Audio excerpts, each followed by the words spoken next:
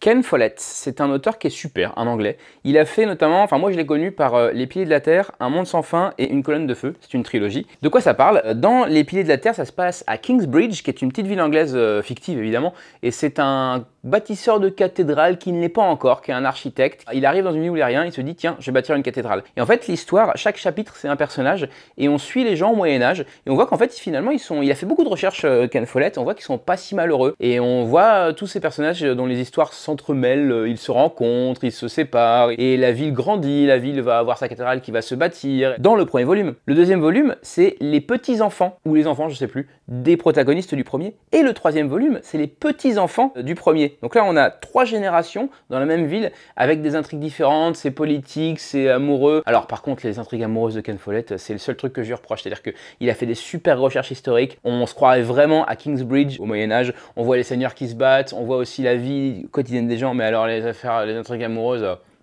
En gros, ils rencontrent leur amoureuse à 10 ans, ils sont amoureux, amoureuses à 10 ans, ils font l'amour genre discrètement et après ils se marient et c'est tout quoi. Ils ont une meuf ou un mec toute leur vie et c'est à chaque fois ils sont toujours amoureux. Donc à part ça, l'histoire est trop bien, la reconstitution historique est trop bien et on m'a récemment offert Le Crépuscule de l'Aube qui se passe avant Les Piliers de la Terre. Je l'ai pas encore lu, mais c'est le prequel donc de ces 3 énormes livres de Ken Follett que je vous conseille.